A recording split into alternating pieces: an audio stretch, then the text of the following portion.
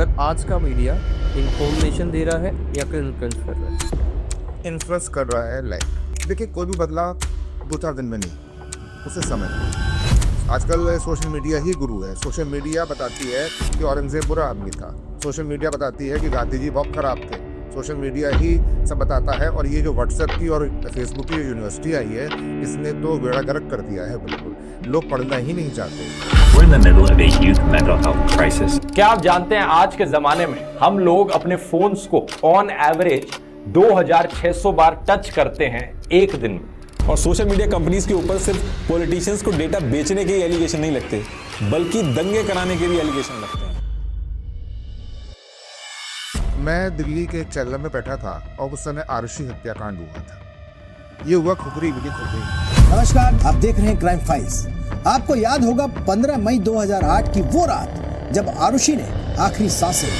15 साल पहले इस घर में 4 लोग रहते थे, माँ बाप, उनकी बेटी और एक नेपाल का नौकर। रात को सब अच्छे से सोए थे, लेकिन सुबह उठे तो बेटी खुद के बेडरूम में मरी पड़ी। उस चैनल में 100 लोग थे करीब, और किसी को भी पता था खुखरी क्या होती है, दिखती है। बरेली कहाँ से शुरू हुआ, क्या फेमस है और आपका प्लान क्या है? बरेली का इतिहास लिख रहा हूँ।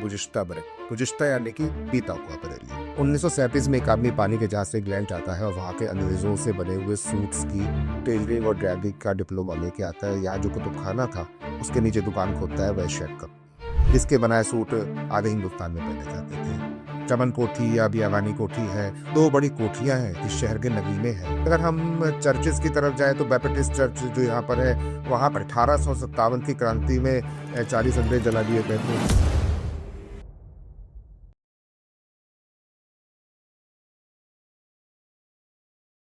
आजकल हर कोई इंसान, हर कोई पर्सन कंटेंट क्रिएट करने में लगा हुआ है। व्यूज, लाइक्स, इसके जंजाल में फंसा हुआ है। आज का यूथ सही डायरेक्शन में जा रहा है या नहीं, मीडिया अपना काम सही से कर रहा है या नहीं, टीआरपी का क्या खेल है, इन सब सवालों का जवाब हम आज उनसे लेने वाले हैं जिन्होंने जर्नलिज्म को ना सिर्फ जिया है, देखा है, बल्कि पढ़ाया भी है। Doctor Rajesh Sharma, currently dean journalism and mass communication, university university.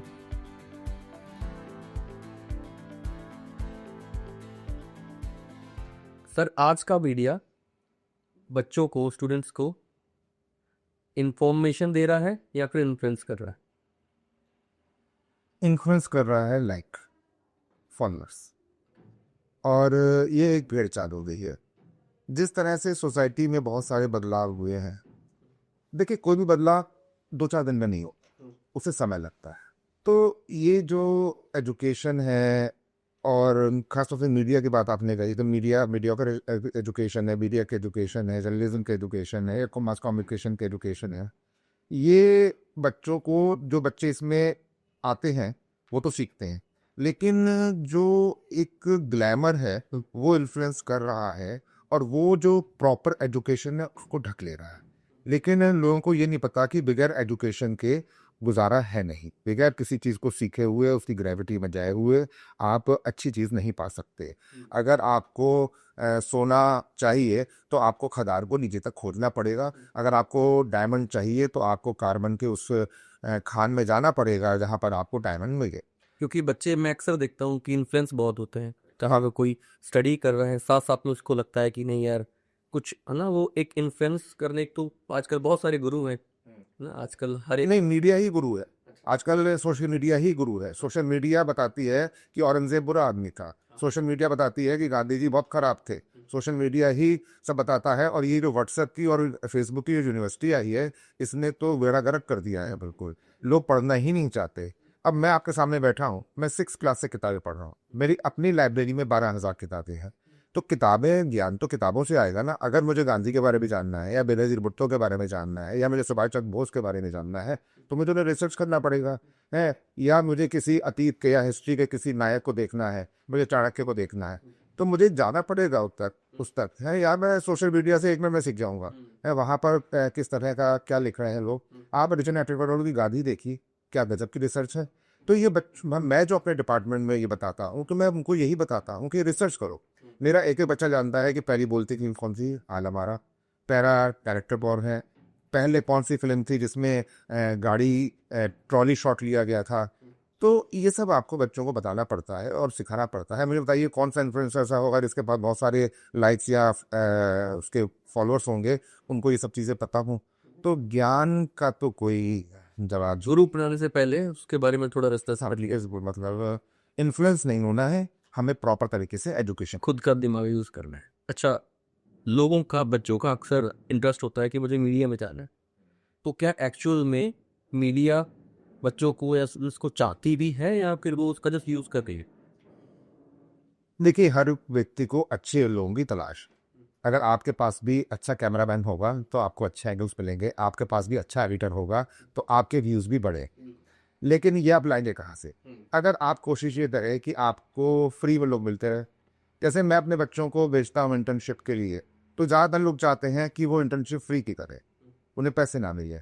अब मेरा बच्चा कोई दिल्ली जा रहा है तो वो वहाँ रहेगा, खाएगा, पिएगा, तो उसका कुछ खर्चा भी होगा। तो मैं कहता हूँ कि आप ज़्यादा मत दीजिए, लेकिन इतना तो दीजिए कि वो थोड़ा बहुत सर्वाइव कर सके। ठीक है, वो अपने घर से भी पैसा खर्च करेगा और सीखेगा भी आपको।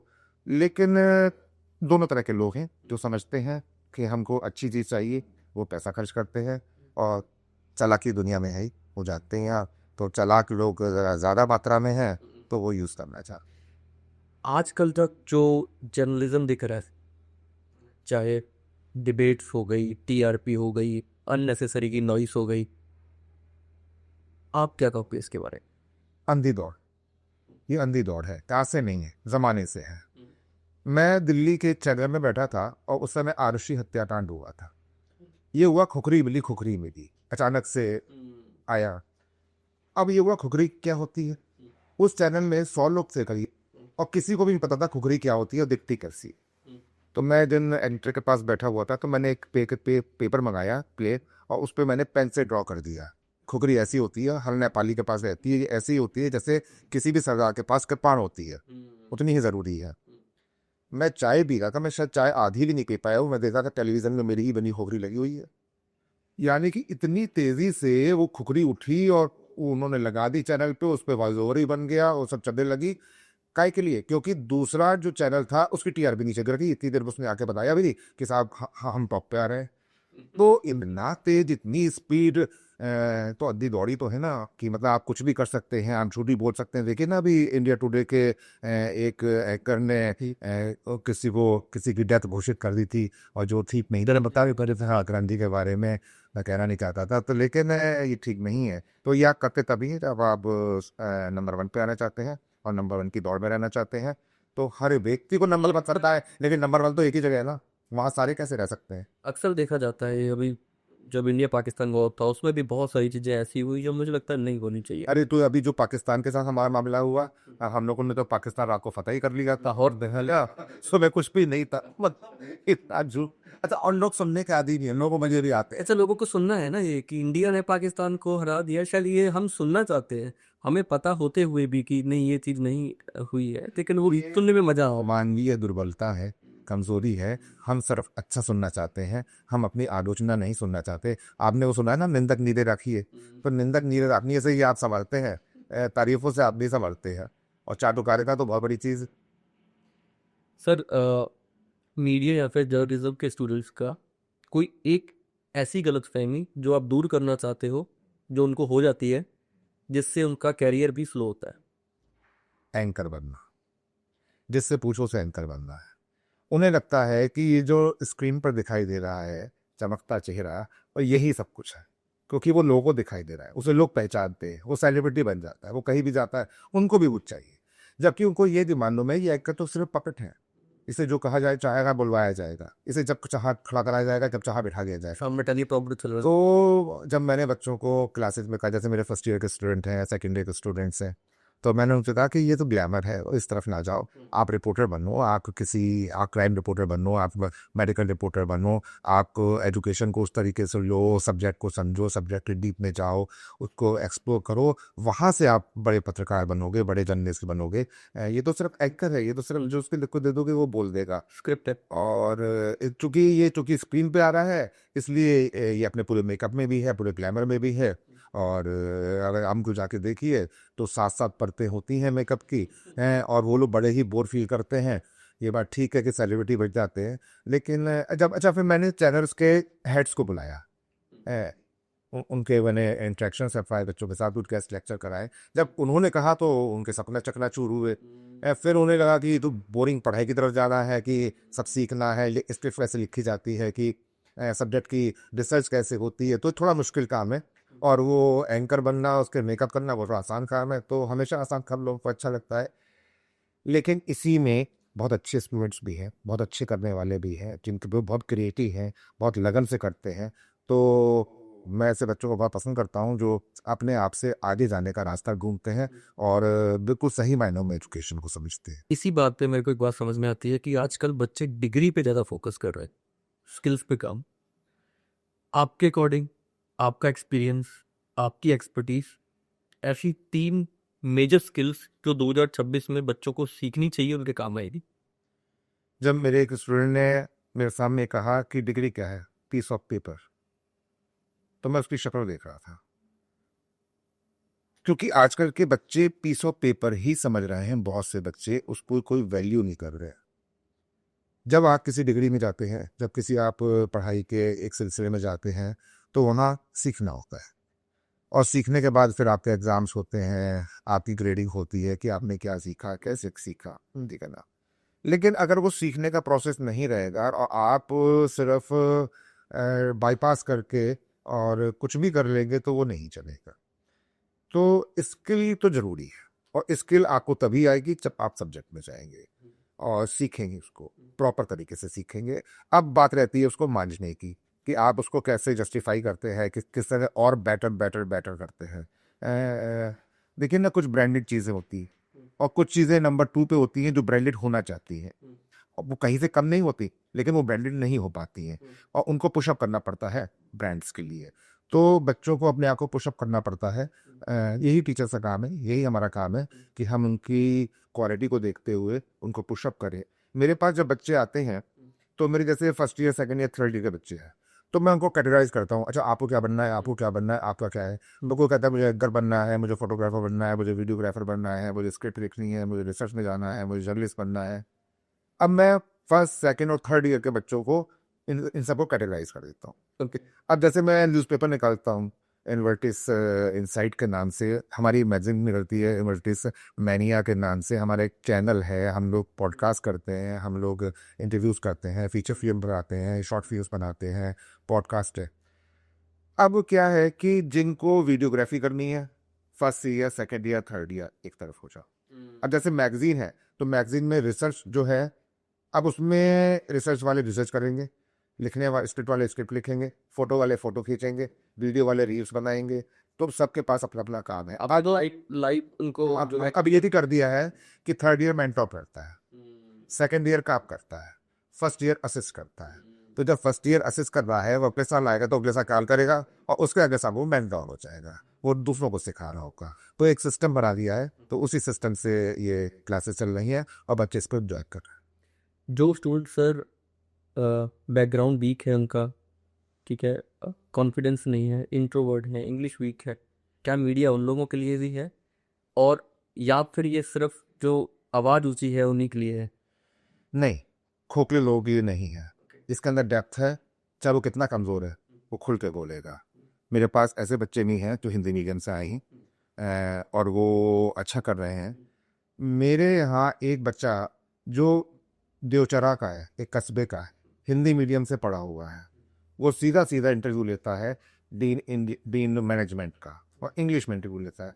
तो उसका बॉडी पॉस्चर क्या होगा, वो अंग्रेज़ी कैसी बोलेगा, वो एक्सेंट कैसा होगा, लेकिन उसने जो 20 दिन मेहनत करी, एक चीज़ पे मेहनत करी, अपने पॉस्चर पे मेहनत करी। अब जैसे वो बैठता था तो एक कंधे हिलते थे, वो खुद हिलता था, तो मैं उसको रोकता था, रुक जाओ, थम जाओ।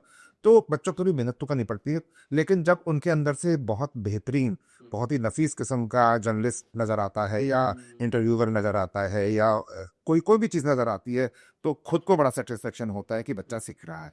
और बिल्कुल इस बात को भुला दीजिए कि इंग्लिश कमज़ोर होने से, या बैकग्राउंड कमज़ोर होने से, या ज़्यादा बोलना नहीं आता, उससे चेंज नहीं होता। इंदिरा गांधी को भी गोगी बुढ़िया कहा जाता था, उसने पूरे दुनिया को हिला रखी टाइप के साथ। अच्छा सर, मीडिया में ग्लैमर है, दूर से बहुत चमचमाती इंडस्ट्री है, बच्चा करना चाहता है, लेकिन आप क्या सजेस्ट करते हो? क्योंकि प्रेशर भी है उस जॉब में, लॉन्ग आवर्स ड्यूटी है, जॉब है। आप ऐसा कुछ बताना चाहोगे जो ब्रोशर्स में नहीं लिखा होता, बट आपके एडवाइस? कंसिस्टेंसी, निरंतरता, जागरूकता, अलर्टनेस, अपने आसपास के वातावरण को देखते रहो, उस सिपाही की तरह बैठो कि वो कहाँ जा रहा है, उसका एटमॉस्फेयर क्या है और बाहर निकलने का रास्ता क्या है। व्यक्ति को सामने से देखो, उसकी पुतलियों में देखो, उसकी पुतलियां कितनी हिल रही हैं, वो आपसे क्या चाह रहा है। आप अपने ऑब्जेक्ट को देखिए, ऑब्जेक्ट आपसे क्या कह रहा है। चर्चिल साहब वहाँ के इंग्लैंड के प्रधानमंत्री थे और बड़ा गुस्सा उनका लोकप्रिय था और उन्हें फ़ोटो खिंचानी थी, उनका शेड्यूल सब तय था। तब ऐसा नहीं था कि फोटोग्राफर कोई चला जाए, तो इतने आसान कैमरे नहीं होते थे, उनको जाके एक अच्छी फ़ोटो स्टूडियो में खिंचवानी थी। अब क्या था, ही जो फोटोग्राफर था वो फोटोग्राफर उनकी फ़ोटो अपने हिसाब से लेना चाहता था, उनके लिए वो ऑब्जेक्ट था। वो सिगार पीते थे, तो वो सिगार पीते पीते बैठे, तो वो एक्सप्रेशन उसने देखा कि इनके नहीं है, तो उसने अपने कैमरे को सेट किया, क्योंकि उस समय इतने अच्छे कैमरे नहीं थे, और उनको बिठाया और जाके उनका सिगार छीन लिया, उनके मुंह से सिगार निकाल लिया। और जब सिगार निकाला है, वो इनकम से जो आगे बढ़े हैं और उनकी जो एक्सप्रेशन आया, वो दुनिया की जो बेस्ट 10 फोटोज है उनमें से एक। तो ये आपको अपना ऑब्जेक्ट खुद देखना पड़ता है। आप नहीं चाहेंगे कि आपकी फ़ोटो कैसे खींची जाए, मैं फोटोग्राफर हूँ, मैं आपकी फ़ोटो कैसे खींचता हूँ। और देखिए यही फ़र्क है, अच्छे फोटोग्राफर रघु राय जो है बनारस एक बार गए, तो जो बनारस में पिछले 25 साल से काम कर रहे थे वो उनको हमारे ले गए। रघु राय ने वहाँ 10-20 फ़ोटो खींची होंगी पूरे दिन में और उनको प्रिंट निकालने के लिए दिया। वो आदमी ये कहता है कि मैं 30 साल में बनारस वो नहीं देख सका जो उनकी 10 फोटो में बनारस था। उन्होंने दिखाया। उन्होंने दिखाया। तो क्या है कि ये स्किल्स हैं और बच्चों को उस तरफ आगे बढ़ना चाहिए और इसका कोई जवाब नहीं है। अभी हम फिर डिस्कस कर रहे थे कि इंटर्नशिप्स के ऊपर, आजकल इंटर्नशिप फ्री में होती है ना, और यूथ कैसे डिसाइड करे कि वो सच में स्किल सीख रहा है या फिर उसको ही कर रहा है? देखिए, आपको ना किसी पर भरोसा करना पड़ेगा, गुरु बनाना पड़ेगा, मेंटोर बनाना पड़ेगा, आपको किसी के पास जाना पड़ेगा। आजकल के यूथ में सबसे बड़ी कमी ये है कि वो समझता है कि मुझे सब आता है, मैं मतलब मुझे सिखाने वाला कौन है, मैं तो मतलब भगवान हूँ। ये गलत है। देखिए, एकलव्य जो था वो भी तो गया था कि मुझे धनुष दिखा दीजिए, और वो बायस थे अर्जुन के लिए, उन्होंने मना कर दिया, तो उसने तो मूर्ति बना के सीख लिया। लेकिन उसने मूर्ति तो बनाई, अपनी आस्था अपना विश्वास तो डालना। तो आपको किसी अपने मेंटोर के साथ, अपने गुरु के साथ, चाहे उसके पिता हो, माँ हो, बड़ा भाई हो या आपका टीचर हो, आपको आस्था तो रखनी पड़ेगी। वही आपको बताएगा कि आपको करना क्या है। जैसे कोई बीमारी आती है तो हम डॉक्टर पे भरोसा करते नहीं करते हैं, फिर इलाज के लिए जाना पड़ता है। अगर हम किसी कानूनी पचड़े में फंसे तो हमें वकील के पास जाना ही पड़ता है। हमें कोई ब्यूरोक्रेसी से काम है तो हमें ब्यूरोक्रेट के पास जाना ही पड़ता है। तो गुरु के पास जाने में क्या, वो तो आपकी कहते हैं ना वो गुरु गोविंद दो खड़े काके लाभो पाओ है, बलिहारी गुरु आपने, ये गोविंद दियो बताया। मैं तो भगवान को भी नहीं जानता था, मेरे गुरु ने बताया भगवान कौन है।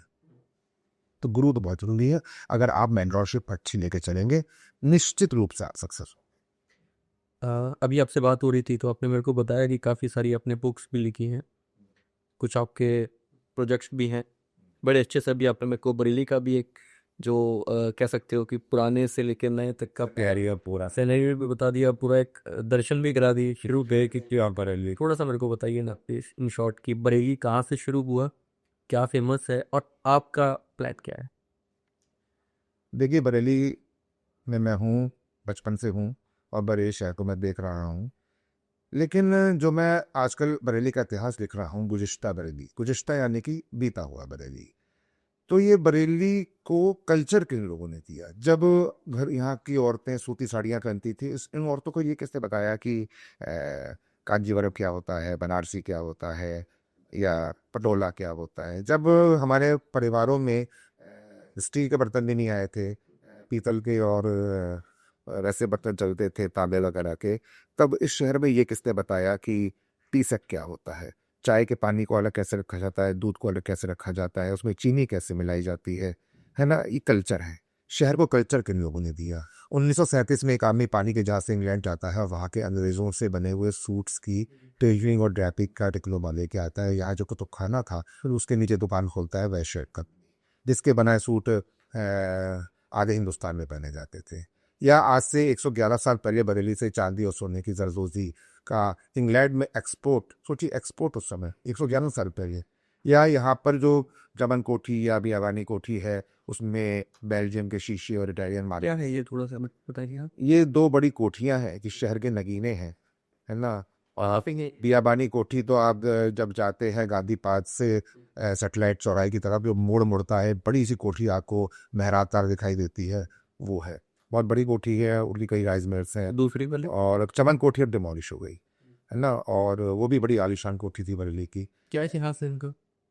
इतिहास तो आप पढ़िए वो रिश्ता बरेली में, है ना, लेकिन ऐसी 100 कहानियाँ हैं जिन्होंने बरेली को पहचान दी नेशनल और इंटरनेशनल। बरेली का सुरमा है, प्रसाद परिवार है बरेली का, कुदेशिया परिवार है, फिर बियाबानी कोठी का परिवार है, या पी एफ कपूर का परिवार है। तो ऐसे उन परिवारों के बारे में, या फैयाज लारी वाले उस ज़माने के, तो ऐसी 100 कहानियाँ तो उसमें आ रही हैं। फिर बरेली बसा कैसे, ये बात ब्रिकटाट क्या है।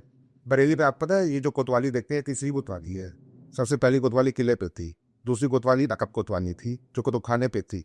उसके सामने तहसील हुआ करती थी, जो बाद में चुन्ना मियाँ ने खरीदी ली। चुन्ना मियाँ के ऐसे व्यक्ति थे जो हिंदू मुस्लिम सौहार्द का एक प्रतीक है, जिन्होंने यहाँ पर चुन्ना मियाँ का मंदिर बनवाया, लक्ष्मी नारायण का मंदिर, जिसका उद्घाटन में राष्ट्रपति आए थे दिल्ली। तो ऐसी बहुत सारी करें। इसमें चुगताई लिटरेचर की बहुत बड़ी लेखिका रही हैं, मट्टो की दोस्त रही हैं उस ज़माने की। इसमें चुगताई यहाँ पर इस्लामिया गर्ल्स इंटर कॉलेज की उस समय प्रिंसिपल थी, पहली प्रिंसिपल थी। उनकी एक कहानी है लिहाफ, जो पूरे देश में चर्चित हुई है, पूरी दुनिया में चर्चित हुई है, जिस पर बैन भी लग गया था और उन पर मुकदमे चले थे। यहाँ पर हॉस्टल था, मुझे लगता है कि लिहाफ बरेली भी लिखी गई थी, जो पूरे हिंदुस्तान की बड़ी कहानी। राधेश्याम कथावाचक, जिन्होंने 17 साल की उम्र में रामायण लिखी थी। और आपको आश्चर्य होगा कि पूरे हिंदुस्तान में जो रामलीला खेली जाती है, उसमें जितने भी संवाद हैं राधेश्याम रामायण से लिए थे, बरेली से हैं। 17 साल की उम्र में रामायण लिख ली थी। उसके बाद उन्होंने पूरे हिंदुस्तान का पार्सिक थिएटर को उर्दू से हिंदी में कर दिया था। और जब पहली फिल्म बोलती आई थी आला 1933 में, उस समय वो कलकत्ता जाके शबीदुल्ला नाथ की फिल्म बना रहे थे। सोहराब मोदी के लिए गाने लिखे उन्होंने। तो बड़े काम, मतलब उस जमाने में बड़े काम बरेली से हो रहे थे। तो बरेली को किन किन लोगों ने पहचान दी, किन किन लोगों ने इसको उठाया, किन किन लोगों ने इसके नाम को बड़ा किया, तो मैं आसपास उन पर काम कर रहा हूँ। लगभग 300 कहानियाँ मैं लिख चुका हूँ। ठीक है, कहाँ मिलेगी ये कहानी? गुज़िश्ता बरेली का एक पेज है मेरा फेसबुक पर, उसे फॉलो करते हैं, कर सकते हैं। और जैसे मैं कोई कहानी डालता हूँ तो 2 दिन में 70,000 80,000 लोग उसे पढ़ते हैं। और सबसे बड़ी बात यह है कि आजकल ज़माना है वीडियो का, यूट्यूब का। लोग वीडियो देखना चाहते हैं। लोग मुझसे कहते भी हैं कि इस देखने वाले ज़माने में आप हमसे इतना लंबा लंबा राइटर पढ़वाते हैं, तो लेकिन लोग बहुत प्यार मिला है। अब जैसे रियो रेस्टोरेंट था बरेली का, जो 80 समथिंग में डिमोलिश हो गया था, जब मैंने उस पर लिखा तो मुझे 1000 लोगों के मैसेजेस आए जिन्होंने नॉस्टैल्जिया के रूप में रियो को याद किया। तो लोग अपनी जड़ों में जाना चाहते हैं, लोगों में नॉस्टैल्जिया होता है, लोग अपने अतीत तक जाना चाहते हैं।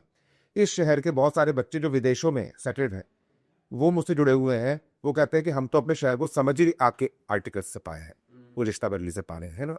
तो लोग भी जानते हैं शहर का नाम। आपकी जड़ों से जुड़ना चाहता है खुंदर। बलवंत सिंह एक अंगूठा टेक ट्रक ड्राइवर था। उसने ऐसा क्या किया कि JRD टाटा बरेली आते हैं और उसको मर्सिडीज गिफ्ट करते हैं। और वो रोड आज भी जो फन बेकरी में होता है, पुअन के नाली। कलीड दैनिक जागरण ने ये स्टोरी इसको छापा है। तो ठीक है, एक शहर की पहचान है और शहर के इतिहास पे काम हो रहा है। अब देखिए ना, इसमें भी क्या है कि कौन कहाँ से आया, कहाँ से माइग्रेट हुआ, उनकी पीढ़ियों में कौन कौन रहे, क्या क्या नाम थे। आज मैं किसी घर में जाता हूँ तो 20 साल का कोई बच्चा है, यानी कि एडल्ट बच्चा भी है, वो अपने दादा के आगे नाम ही नहीं बता पाता किसी का। और मुझे अगर 12 पीढ़ियों के शिजरे मिले हैं, उनके नाम मिले हैं, वो क्या काम करते थे, तो मैंने उनके बारे में भी लिखा है। तो क्या है कि आज से 50 साल बाद, जो कि बहुत तेज़ी से समय बदल जाता है, ना ये पत्रकार होंगे, ना ये पत्रकारिता का दौर होगा। और जो 20 साल का बच्चा आज भी जानता है, वो 50 जब से 70 साल का हो गया वह तब भी क्या जानता था, उसके बच्चे क्या जानते होंगे। तो ये अब जो इतिहास है, और किसी भी किताब की जो शेल्फ लाइफ होती है वो 300-400 साल की होती है। तो ये आने वाले समय में शहर के दस्तावेज बन गया है और लोग इसी से शहर को पहचानेंगे। कुछ और लोगों ने काम किए हैं इसमें, लेकिन वो सिलसिलेवार काम नहीं है, वो मुख्तसर सा लिखा गया है, अलग अलग लिखा गया है। तो ये 300 कहानियाँ मुझे लगता है कि शहर को एक नई पहचान। आपने मेरे को बताया कि जो बरेली के नाथ हैं उनके बारे में भी कुछ। हाँ, अब बरेली में तुलसी मठ मान लीजिए जो अलखनाथ मंदिर के पास है, उसका इतिहास तो बड़ा रोमांचकारी है। आप राम जन्मभूमि से सारी दुनिया परिचित है, सारा हिंदुस्तान तो परिचित है कि रामलला भी बिठाए गए हैं वहाँ पर। लेकिन बरेली से जब राम जन्मभूमि का ये नया मंदिर नहीं बना था, उस समय जो वहाँ पर महंत अपॉइंट होते थे वो तुलसी मठ से होते थे। तुलसी मठ से ही वहाँ के बिजली का बिल दिया जाता था। अब ये बातें लोगों को नहीं पता है। अब तुलसी मठ में जो एक हनुमान जी का विग्रह है, वो 12 करोड़ तुलसी दलों पर केसर से राम नाम लिखकर और वहाँ बहती हुई नदी की मृदा में मिला के बनाया गया है। और यह किस स्थल के तुलसीदास स्वयं आए हैं, तुलसीदास के गुरु भी आए हैं, ठीक है ना। और ये अलग दौर था। और जो हमारे नाथ हैं, 6 नाथ हैं जिनसे ये नगरी हमारी घिरी हुई है, इसकी वजह से इसे नाथ नगरी कहा जाता है। ये सारे जो नाथ है, सारी जो शिवलिंग है, ये स्वयं भू प्रकट है, यानी कि इन्हें स्थापित नहीं किया गया है। ये खुद ही जमीन से प्रकट हुए हैं और किसी ना किसी को सपना आया है, किसी ना किसी को कुछ सिलसिला रहा है। तपेश्वर नाथ हो या टिबली नाथ हो। टिबली नाथ के शिवलिंग जो है वो बिल्कुल अंदर की तरफ है, सबकी स्थिति अलग है। या धोपेश्वर नाथ के शिवलिंग का अलग है। तो ये सब स्वयंभू प्रकट है और ईश्वर की कृपा है इस बरेली शहर में। ऐसे ही अगर हम चर्चेस की तरफ जाएं तो बैप्टिस्ट चर्च जो यहाँ पर है, वहाँ 1857 की क्रांति में 40 अंग्रेज जला दिए गए थे, जिस पर शशि कपूर ने फिल्म बनाई थी जुनून, जिसमें उनकी वाइफ जेनिफर थी और नफीसा अली जो तैगी मिस इंडिया रही हैं। तो आप सोचिए ना, उस फिल्म को भी अगर आप देखिए तो उसमें लिखा है कि ये रोहिलखंड की एक कहानी है। रोहिलखंड बरेली ना। तो मेरा तो मन ये करता है कि जहाँ जहाँ बरेली में ऐसा काम हुआ है जिससे बरेली को भी ख्याति पा सकता है, तो मैं तो अपने शहर का भी जान रखता हूँ। मैं इस शहर का कर्ज, अपने पैदा होने का कर्ज उतार रहा हूँ ये सारे काम करके, कि मेरा शहर जो है वो सुनहरे हरफों से दुनिया में जगमगाए। और जिस तरह से कहते हैं ना कि हमारा जो भारत है तो को अलग एक स्थिति रखता है, तो भारत में बरेली शहर भी अलग स्थिति रखता है क्योंकि वो मेरा शहर है। बहुत अच्छा। यही एक जर्नलिस्ट की पहचान भी है शायद, कि तभी आप इतना सब कुछ रिसर्च करते हैं और आपका इंटरेस्ट है शायद, इसलिए आप इतने उसमें माहिर भी हैं। ठीक है, हम अपने पॉडकास्ट को आगे बढ़ाते हैं। क्या आज का जर्नलिज्म अपना काम कर रहा है, और आपके अकॉर्डिंग क्या बेटर हो? देखिए, बात जर्नलिज्म की नहीं है, बात यह है एजुकेशन क्या काम कर रही है। अगर इंजीनियरिंग है या एमबीए है, मैनेजमेंट है, ये लॉ है, तो क्यों उसमें बहुत सारे लोग उतना ज़्यादा बेनिफिट्स नहीं पा पाते जितने उस एजुकेशन को लेके होने चाहिए। अमेरिका में आप जाइए, 4-4, 6-6 बच्चे जो इंजीनियरिंग के हैं वो आपस में मिलकर ग्रुप बनाए हुए हैं और लगातार काम कर रहे हैं 24 घंटे, और कुछ ना कुछ सॉफ्टवेयर बना लेते हैं और सॉफ्टवेयर बना के वो अपनी कंपनी बना रखी है 4 लोगों ने, आगे भेज देते हैं। सही पता लगा वो छोटी सी उम्र में कई करोड़ रुपए बना रहे हैं। सही ठीक है ना। मेरा अपना भांजा है, अभी उसने ग्रेजुएशन नहीं किया है लेकिन 8 लाख रुपए महीना कमा रहा है। वो मूवी मोशंस के काम कर रहा है। उसके पास ऑस्ट्रेलिया की 2 कंपनी है, एक कंपनी अमेरिकन है, उनके लिए काम कर रहा हूँ, बढ़िया पैसा। आज वो फुकेट में है, कल वो दुबई में है। तो मैं तो उसका लाइफस्टाइल देखता हूँ। अभी उसने BMW की मोटरसाइकिल खरीदी है, पैकेसा की कार खरीदी है, अपनी माँ के लिए कोल्ड चेन्स लेके आ रहा है दुबई से। और सोचिए, यही बच्चे तो हमारे यहाँ भी हैं। वो क्यों नहीं कर पा रहे हैं? क्योंकि वो उतनी तवज्जो नहीं दे रहे हैं, वो स्किल नहीं पैदा कर रहे हैं। तो कोई भी एजुकेशन हो, अगर स्किल नहीं है, अगर आपने उस पर उतनी मेहनत नहीं करी है, IIM में जाने वाले कम ही लोग क्यों हैं? या अच्छे डॉक्टर, अच्छे ऑपरेशन करने वाले कम ही क्यों हैं? इस शहर में तमाम सर्जन होंगे, लेकिन बारीक टाके कौन लगाता है? अपने हाथ से टाके कौन लगाता है? ज़्यादातर लोग अपने पेशेंट को छोड़कर टाका उनका कोई असिस्टेंट लगा रहा होता है। ऐसा नहीं होता है ना। अगर कोई प्लास्टिक सर्जन है और आपका कोई मार्क है, काबिलियत तो तब है जब आपके चेहरे का मार्क दिखाई ना दे, ठीक है ना। तो ये कितने लोग कर पाते? तो जो करते हैं वो हुनरमंद हैं, जो एजुकेशन को सही से लेते हैं, जो उसमें बारीकी से लगे रहते हैं। और देखिए, एक अच्छा मोटर बांधने वाला भी आप ढूंढते हैं, एक अच्छा मैकेनिक भी आप ढूंढते हैं। आप अपना घर बनवाने जाते हैं तो एक अच्छा राजमिस्त्री भी आप ढूंढते हैं, है ना। अच्छा प्लम्बर भी आप ढूंढते अच्छे रे अपने अपने यहाँ डेफिनेशन है। हैं। हाँ, अच्छा अपने आप डेफिनेशन। तो केवल एजुकेशन ही पर्याप्त नहीं है। अच्छी एजुकेशन और एजुकेशन की सीरियसनेस जो है वो बहुत सोशल मीडिया आने के बाद हर एक पर्सन आजकल जो है वो जर्नलिस्ट है। आपको क्या लगता है इससे जो ट्रेंड जर्नलिस्ट हैं उनको प्रॉब्लम हुई है या फायदा हुआ है? देखिए, कम्युनिकेशन तो बड़ा है। एंड्रॉयड आने से हमारी दुनिया बदल गई, इंटरनेट आने से हमारी दुनिया बदल गई। हम लोग वो बहुत सारे काम करने लगे जो हम लोग उससे पहले नहीं करते थे। ये बात सही है कि अखबार लोग नहीं पढ़ते हैं, ये बात सही है कि अखबारों का दबदबा या अखबारों का चलन उतना नहीं रहा। ये बात सही है कि जो बड़े न्यूज़ चैनल्स हैं उन्हें भी कुछ लोग देखते हो, वो देखते होंगे। अब क्या है कि हर व्यक्ति रिपोर्टर है, हर व्यक्ति जर्नलिस्ट है, हर व्यक्ति अपना कर रहा है, अपनी दुकान चला रहा है, लेकिन फिर भी आपको एक सिस्टम की ज़रूरत होती है, सिस्टमैटिक होने की ज़रूरत होती है। इंडिया टुडे है तो इंडिया टुडे वो है, उसे पता है कि मुझे क्या कंटेंट देना है, उसे ये पता है कि मेरी अथेंटिसिटी है, उसे पता है कि मुझे किस तरह की क्लाइंटेज को या किस तरह की टीआरपी को मेंटेन रखना है, या किस तरह से मुझे social, cultural, educational, economical events को करवाना है। तो सिस्टमेटिक तो आपको होना पड़ेगा, ये बात ठीक है, हर व्यक्ति पत्रकार है, लेकिन फिर भी तो एक क्वालिटी, एक ग्रेविटी, एक सिस्टम तो काम करता ही है ना। Sir, fake news, half truth और बड़े सारे नैरेटिव्स आजकल चलते हैं। एक यूथ, एक स्टूडेंट कैसे डिसाइड करे क्या सही है और क्या गलत है? जब कुएं में भांग पड़ी हो ना तो सारा गांव नशे में होता है, ठीक है ना। ये समझना बड़ी प्रॉब्लम वाली बात है। मैं फिर वही मेंटोर्स पे आऊँगा। आपको भरोसा करना है अपने बड़ों पे, आपको भरोसा करना है किसी व्यक्ति पे। मुझे आज भी अगर कोई कोई ऐसी चीज़ महसूस हो जिसमें मैं किसी दोराहे पे खड़ा अपने आप को महसूस करूँ, कोई निर्णय ना ले पाऊँ, या मुझे समझ ना हो ये ठीक है कि गलत है, तो मैं किसी से तो बात करूँगा, और बात उसी से करूँगा जो मुझे राय दे सकता होगा। तो अगर आप सीधे सीधे प्रभाव ना लेके फिल्टर्स करते हैं चीज़ों को, अपने अंदर एक फिल्ट्रेशन लगाते हैं, तो आप ज़्यादा नज़दीक पहुंच पाएंगे, आप ज़्यादा चीज़ों को पहचान पाएंगे। और उसके लिए एक ही बात मैं कहूँगा, या नॉलेज नॉलेज बहुत ज़रूरी है, और सही तरह की, सही किस्म की नॉलेज बहुत ज़रूरी है। अगर आपको कोई कहता है कि औरंगज़ेब बहुत बुरा था या महात्मा गांधी बहुत ख़राब थे, तो आपको किताबों की तरफ जाना पड़ेगा या आपको अपने माइंड डॉट की तरफ जाना पड़ेगा। वो आपको सही राय बताएगा कि क्या ठीक है और क्या। धीरे धीरे जब ये सतत प्रक्रिया रहती है, मेरा कहना कंसिस्टेंसी बहुत ज़रूरी है, कॉन्टिन्यूटी बहुत ज़रूरी है, ईमानदारी बहुत ज़रूरी है। तो ये सब चीज़ें ज़रूरी हैं, और फिर सबके आगे हम पे क्यों नहीं असर करती है फेक न्यूज़? क्योंकि हमारे पास फिल्टर लगे हुए हैं, है ना। तो ये फिल्टर सबको लगाने चाहिए, सीखना चाहिए। भाई इन पे जो एक चीज़ असर नहीं करती, इन पर ग्लैमर असर नहीं करता, तो आप दूसरों से सीखते हैं।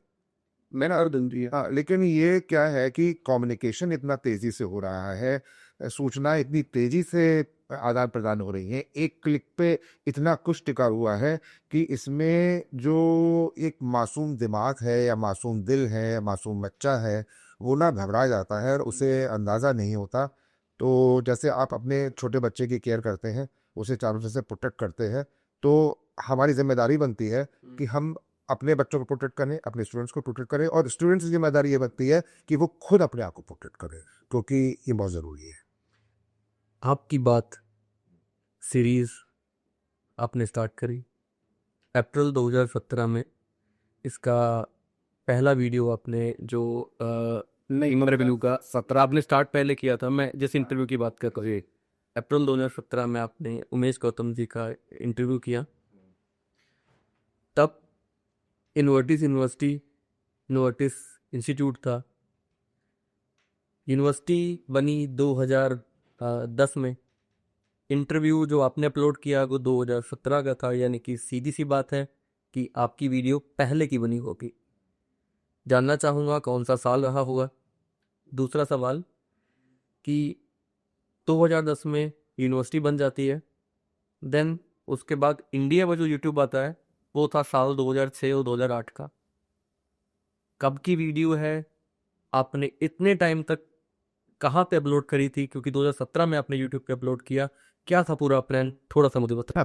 प्लान कुछ नहीं था। बरेली का पहला इलेक्ट्रॉनिक चैनल हमने शुरू किया था वीएम दर्पण के नाम से। तब ये डीटीएच नहीं आया था, और डायनामैन तो कंपनी नहीं थी जो अब आपको दिखाती हैं सारे न्यूज़ चैनल्स। उस समय केबल नेटवर्क था, और हमारा बरेली मीडिया कॉर्पोरेशन था जो मिस्टर प्रीलिन सिंह आयरन की मालिकियत में था। और ये तय हुआ कि हम लोग एक चैनल, न्यूज़ चैनल खोलेंगे। तो हम लोगों ने न्यूज़ चैनल खोला, 8:30 बजे बुलेटिन देते थे अपना, 10:30 बजे उसको अपडेट करते थे। उसमें ये भी हुआ कि इसमें कुछ और करते हैं, इंटरेस्टिंग करते हैं, क्योंकि वो सारा दिन चलता था और बहुत पॉपुलर हो गया था। तो आपकी बात, जिसमें मैं बरेली की पर्सनैलिटीज से बात करता था, जो लोग ग्रो कर रहे थे या तो वो कर चुके थे, उन पर बात करता था। मेरा दूसरा प्रोग्राम था हेल्थ एंड केयर, जिसमें मैं रिनाउंड डॉक्टर से किसी एक खास बीमारी पर बातचीत करता था। तीसरा मेरा प्रोग्राम था काबिल तारीफ, तो किसी भी व्यक्ति के अंदर कोई भी खूबी है तो उसको मैं उसमें लेता था। तो आप ये बस शुरू हुआ था 2001 या 2 के आसपास, और काफ़ी लंबा चला ये। और उस समय जो जितने वीडियोस मैं कर रहा था, और उसके साथ मैं दूरदर्शन के लिए भी काम कर रहा था, लगभग 3000 इंटरव्यूज़ मेरे ऑन स्क्रीन है। उससे पहले लगभग 1000 मैं लिटरेरी किताबों पे लिख चुका था। मेरी कई मैगजीन्स में मेरे कॉलम्स चल रहे थे। इसके साथ साथ मैं डॉक्यूमेंट्रीज़ भी बना रहा था। दूरदर्शन के लिए भी कई डॉक्यूमेंट्रीज़ बनाई है मैंने। बाद में मैं फिल्में करने लगा। तो जिसकी बात आप कर रहे हैं, 1998 में इन्वर्टिस इंस्टीट्यूट शुरू हुआ था, जो आज उनका ऑफिस है। तो वहाँ पर वो शुरू हुआ था, और काफ़ी तेज़ी से मिस्टर गौतम ग्रो कर रहे थे उस समय, और अच्छे एजुकेशनिस्ट की तरह आ रहे थे। क्या था परंपरागत एजुकेशन थी तब, BA, MA, और ये लाए BBA, BCA, MCA। तो एकदम से जो बच्चा है उसको नई सी ताज़ी सी चीज़ मिली, एक नया फ्लेवर मिला, और वो उस तरफ मुड़ा। और यही यूनिवर्सिटीज़ की जीत भी थी। और चूँकि उनका एक अपना डिसिप्लिन है, उनका एक तरीका है, उनके पास अपना एक ख़ास किस्म का एजुकेशनल ग्लैमर भी है, ठीक है ना, जिसका उन्होंने अपने लोगों को दिया। और ख़ास बात है कि उनके अंदर ही विश्वसनीयता है, विश्वास है। वहाँ जाके बच्चे ग्रो कर रहे थे, बच्चों का DNA चेंज हो रहा था। बच्चे आज देखिए बच्चे कितने स्मार्ट हैं, और वो स्मार्टनेस शुरू हो गई थी। वो उस तरह के बच्चे नहीं थे जो इस तरह के बच्चे शायद हम लोग आए अपने ज़माने में। उनमें थोड़ा सा नयापन था, और इस इंस्टीट्यूट ने उनको वो नयापन दिया। किस साल का वो इंटरव्यू? वो इंटरव्यू 2002 का या 2003 का है ना। उस समय मैंने उतना इंटरव्यू दिया था, और ये पूछा था, उन्होंने मुझसे उस इंटरव्यू को कहा था, तब इन्वर्टेड यूनिवर्सिटी नहीं बनी थी। मैंने उनसे पूछा था बट नेक्स्ट, तो बोले इन्वर्टेड एज एन यूनिवर्सिटी। तो मैं कहा ओहो, सो नाइस। आपने सवाल था आपका कि बाद अच्छे चेहरे के साथ, अच्छा चेहरा तो माशाल्लाह उनका है ही, एक अच्छे चेहरे के साथ इंसान को क्या और चाहिए होता है ग्रो करने के लिए। तो काफ़ी फनी भी था वो, और अच्छा जवाब भी था उनका। उसी दरमियान आपने एक उनसे सवाल किया था कि ये हाईवे मोड़ देने वाला क्या सिलसिला है, प्लीज़ एक बार उसके बारे में थोड़ा सा बताइए। पुरानी बातों के आपने ताज़ा रिव्यू किया है।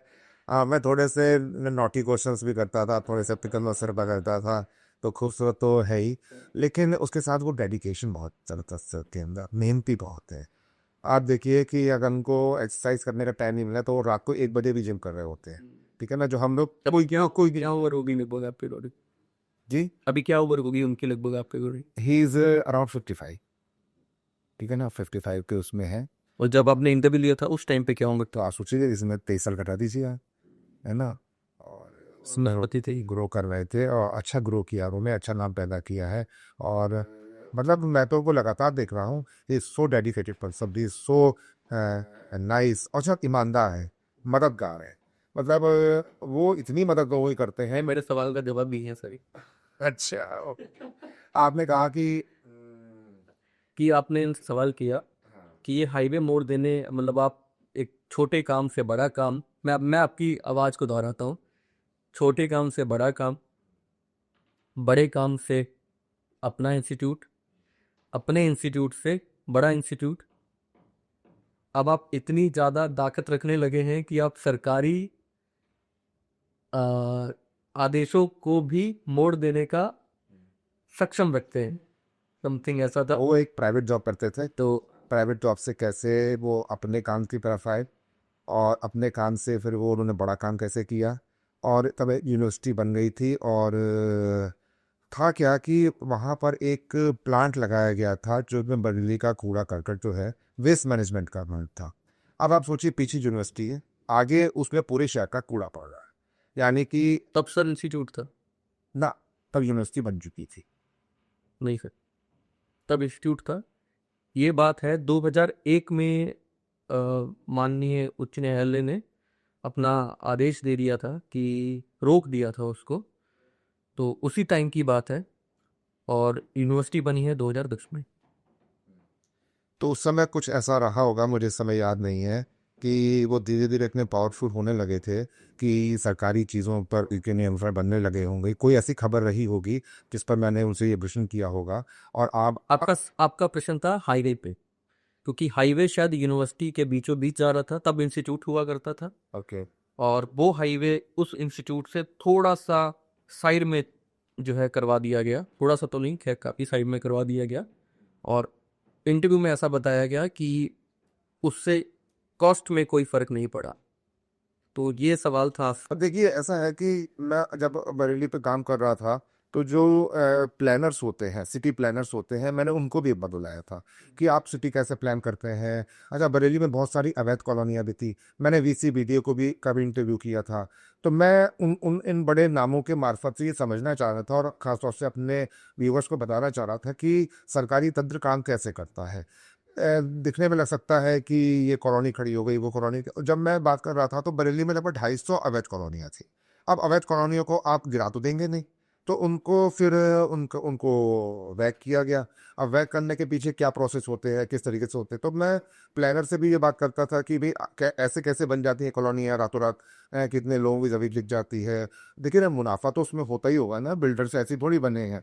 तो ये तब ये हाईवेज बन रहे होंगे या कुछ हो रहा होगा, तो कोई ऐसी चीज़ रही होगी। मुझे समय पूरा याद नहीं, आप उससे अगर बताते तो मैं इस पर स्टडी करके आता कि मैंने क्या क्वेश्चन किया था उनसे, लेकिन कुछ तो ऐसा रहा होगा। और चीज़ें इन्फ्लुएंस करना, चीज़ें इन्फ्लुएंस होना, ये तो होता ही है। और वो किस मायने में है, किस तरीके से है, तो ये तो बेहतर वो समय बता सकता है, या अगर मैं उस चीज़ों को अपू, लेकिन जो भी मैंने करा होगा उसमें स्टडी करके करा होगा। और थोड़े से सटीक सवाल था आपका, बड़ा अच्छा लगा मोदी को सुन के।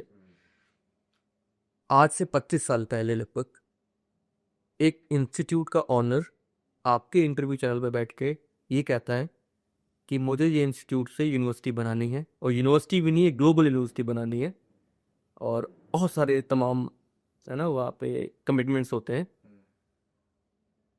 आज 2026 है और किए गए सारे वादे आज ऑलमोस्ट पूरे हो जाते हैं। इतना ज़्यादा कॉन्फिडेंस, इतना बड़ा विज़न आप लंबे टाइम से जानते हो, उस समय में और आज में कैसे पॉसिबल है? नहीं, विजनरी तो वो थे। और देखिए ना, बरेली में तमाम काबिल लोग थे, एंड देवमूर्ति जी भी अपना बना चुके थे, लेकिन ये डीसीए, एमसीए और इस तरह के कोर्सेज को लेके आने वाला उनका इंस्टीट्यूट रहा, और उसी वजह से उन्हें हाइप भी ज़्यादा मिला। और मैं भी जब उन्होंने मुझसे कहा था कि यूनिवर्सिटी, क्योंकि उससे पहले सरकारी यूनिवर्सिटीज़ देखते थे, हमें डीम्ड यूनिवर्सिटीज़ के बारे में नहीं पता था। आज देखिए तमाम डीम्ड यूनिवर्सिटीज़ है, और उनकी तो कोशिशें रही होंगी, उनके जो अपने मेड्रॉस होंगे जो उनको राय देते होंगे, उन्होंने उस पर काम किया है ना। और अभी तो उनके राय तो बहुत बुलंद है, वो तो बहुत कुछ करना चाहते हैं जीवन में, और कोशिश भी कर रहे हैं। मैं लोगों से ये भी कई बार कहता हूँ कि लोगों को उनके पास जो है वर्थ वो तो दिखती है, लेकिन उसके पीछे उनकी मेहनत नहीं दिखती, वो किस तरह से मेहनत करते हैं, उनका बेटा किस तरह से मेहनत करता है। अभी जो मिस्टर पार्थ गौतम है, अब इनकी जो भी उम्र है, अपनी उम्र में वो इतना काम करते हैं, इस कदर मेहनत करते हैं कि मैं तो उनको साक्षात देख रहा हूँ काम करते हुए। तो मैं तो अपने बच्चों से भी कहता हूँ, मेरे तुम ही लोग की उम्र के तो हैं, तुम भी इतना काम करो, तुम भी इतनी सक्सेस ले सकते हो। तो किसी भी मेहनत का, किसी भी विजन का आप इरादा कर लीजिए। कहते हैं ना, आसमान में सुराग क्यों नहीं हो सकता, एक पत्थर को तबीयत से उछालो यारो।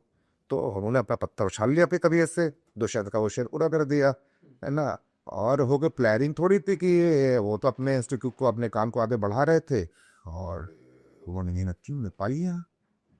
ठीक है, आपने और भी कई सारे गेस्ट के इंटरव्यू लिए हैं, उसमें कोई ऐसा किस्सा जो आप बताना चाहते हो, जो आपको याद हो? हाँ, बहुत अलग अलग चीज़ें थीं। अब जैसे शहर में राधेश्याम कथावाचक की जो पोती हैं शारदा भार्गव, वो एक ज़माने में जब महिलाएं बिजनेसेस में नहीं आती थी, वो बिजनेस वूमेन थी, और कविशा मोटर्स के नाम से उनके कई यहाँ पर बरेली में और हल्द्वानी में और आगरा में उनके शोरूम्स थे। वो बहुत कार्यशील महिला थी, उनको किया। मैंने कमिश्नर की वाइफ को बुलवाया एक बार, नीलिमा त्रिवेदी थी, मिस्टर त्रिवेदी यहाँ कमिश्नर होते थे, उनको बुलवाया। किस साल की बात है? ये इसी दौर की बात है, 2005-6 के आसपास की बात है। तो मैं उनसे ये जानना चाहता था कि एक जो ब्यूरोक्रेट होता है उसकी वाइफ होना कैसा होता है। और अभी आपको पता लगता है ब्यूरोक्रेसी से क्या कहते हैं कि अभी आपके घर में तिलोक खाने आने वाले हैं, अभी शायद अभी प्रदेश का मुख्यमंत्री आने वाला है, अभी और कुछ होने वाला है। आकांक्षा एक समिति होती है जिसकी अध्यक्षा कमिश्नर की वाइफ होती है, उसको आप कैसे संभालती हैं, आप कैसे और लेडीज़ को लेके चलती हैं और मैनेज कैसे करती हैं, क्योंकि उस समय की जो महिलाएं थी वो थोड़ा बहुत काम, घर का काम करने में ही कर जाती थी। आजकल तो 25 सालों में बहुत बदलाव आ गया है, अब तो महिलाएं काफ़ी घर से बाहर है। तो उन्होंने मुझे बड़ा सटीक जवाब दिया, बोली मैं आपके साथ इंटरव्यू कर रही हूँ समय, और मेरा बच्चा 106 बुखार के इस समय। अब बताइए कौन औरत छोड़ के आएगी, और कमिश्नर बीवी छोड़ के आएगी। डेडिकेशन, जो आपको करना है वो आपको करना है। तो मतलब मुझे लगा, तो ऐसे बहुत सारे किस्से हैं। अब घनश्याम खंडेलवाल को मैं उस समय इंटरव्यू कर रहा था, घनश्याम खंडेलवाल भी ग्रो कर रहे थे, जो भी BL एग्रो के BL के मालिक हैं, कई हजार करोड़ की उस समय क्या नहीं है, उस समय था, ग्रो कर रहे थे धीरे धीरे चीज़ें इतनी। ये जो परसा क्रीड़ा में इनके सारी यूनिवर्सिटी कुछ भी नहीं लगा था, है ना। तो ऐसी बहुत, अब वसीम बड़े भी बुलाए मैंने, वो इंटरनेशनल शायर थे और छोटे दरवाजे में रहते थे, और मैंने उनसे कहा कि आपने तो शहर तो शहर, मोहल्ला तो मोहल्ला, हुई गली तक नहीं छोड़े हैं। तो बोले मुझसे जो मिलने आएगा तो मुझसे मिलने आएगा, थोड़ी तकलीफ उठा के, मेरे मकान से मिलने थोड़ी आया ना, अगर मेरे मकान से मिलने आना है तो आने की ज़रूरत ही नहीं है। तो बड़ी बड़ी पर्सनैलिटीज़, बड़े बड़े, अब मैंने उनसे जो शायरी पे बात करी तो पता नहीं कितनी किस्म की शायरी पे मैंने उससे बात करी। तो बड़ा अच्छा दौर था और बहुत मज़ा आता था, और चूँकि नई चीज़ें थी, लोग सुनते कि थे। हकीक खुशीद है, हकीक खुशीद पिछले 16 पीढ़ियों से हकी नहीं चल रही है क्या, ठीक है ना। इंदिरा गांधी का इलाज इन्होंने किया है, तमाम राज्यपालों का इलाज इन्होंने किया है, तो बड़ा नाम है। और ये अकेले आदमी मुझे इस इलाके में नज़र आए जिनके पास वो जो काबा है, उसके अंदर का जो स्टोन है आपके पास है, जो बहुत कहती क्या जो स्टोन है जिससे वो बना है, उसका एक काबा, हाँ हाँ वही के पास है। इनके पास है, इन्हें गिफ्ट किया गया, ठीक है। किसने गिफ्ट किया इन्हें?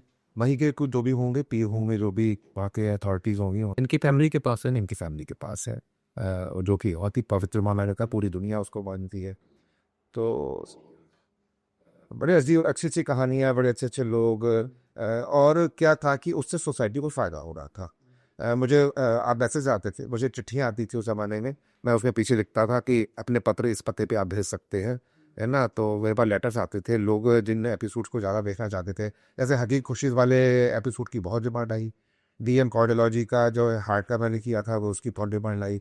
मेरे जो इंटरव्यूज थे जो डॉक्टर्स पे थे खासतौर से, वो डॉक्टर्स अपने यहाँ जो चैम्बर बाहर होते थे उसके बाहर वो लगा देते थे, कुछ समय DVD प्लेयर आता था उसमें CD लेके लगा देते थे और उनके सारे पेशेंट देखते थे। तो उन चूँकि उन्हीं पेशेंट की प्रॉब्लम्स की बात चल रही होती थी, तो उनके काम में नहीं एक आपकी चीज़ थी। अच्छा, इतने सालों में आपने बदलते हुए दौर को देखा, है ना। इलेक्ट्रॉनिक मीडिया भी बदला, सब चीज़ें बदली ऑलमोस्ट। कोई ऐसी चीज़ जिसे आप मिस करते हो, आपको लगता है कि नहीं यार वो चीज़ बढ़िया था? पत्रकारिता और इन सब को अगर मैं आपसे बोलूँ, इसको अगर आप कैलकुलेट करें तो दोस्तियाँ जो थीं वो हम लोगों को उस मुकाम पर पहुंचाती थी जहाँ से हम लोग सीखते समझते बहुत थी। आजकल की दोस्तियाँ मुझे फेक लगती हैं। आप दोस्त हैं लेकिन एक दूसरे को दे दो चीज़ रहे होते हैं। हम लोग जो थे वो हमारे पास जितना होता था हम लोग दूसरे के सामने उड़ेल देते थे और दूसरा भी उसका इस्तेमाल करता था। और बेलौस दोस्तियाँ जो होती थी वो हम लोगों को बहुत ज़्यादा बल देती थी। पढ़ने की आदतें ख़त्म हो गई लोगों की, अब लोग सब देखते हैं और वो जैसा भी हो वैसा देख लेते हैं। तो पढ़ना जो होता है कि ये आपको बहुत गहराई देता है, बहुत सुकून देता है और आपके अंदर बहुत ऐसे ऐसे परिवर्तन ले आता है कि आपको धीरे पता ही लगता है कि आप किस तरह की शख्सियत बनते जा रहे हैं। कोई फनी इंसिडेंट आप शेयर करोगे आपकी बात का? हाँ, ये शारदा भार्गव जी का मैंने नाम लिया या इंटरव्यू की थी, तो कौन सा? शारदा भार्गव जो कविशा मोटर्स की मालकिन है, राधे श्याम कथावाचक की पोती है और बिजनेस वूमन थी। बड़ी कड़कड़ाती हुई सी वूवन थी, ठीक है ना। तो ये आई, इनकी वीडियो भी मिल जाएगी ना यूट्यूब पे हमें आपके? हाँ हाँ मिल जाएगी, और जो मैं कह रहा हूँ वो मिल जाएगा आपको।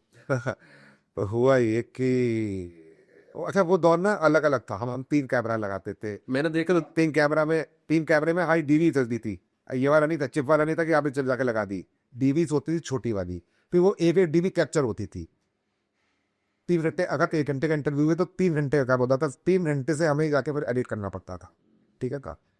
तो वो जो इंटरव्यू करे तो वहाँ कर ली, बहुत खराब दिन था, और हमारे स्टूडियो ऐसी खराब था।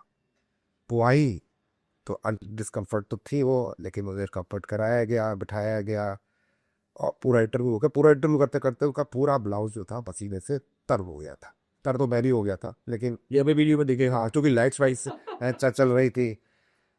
और जब हुआ तो मैं अपने एडिटर से कहता था जो भी था, तो कि भाई हमारे पर ना वो उस समय मिक्सर नहीं था कि हम एक साथ उसको ऑनलाइन एडिट कर सके, तो हमें तीनों वीडियो करानी पड़ती थी।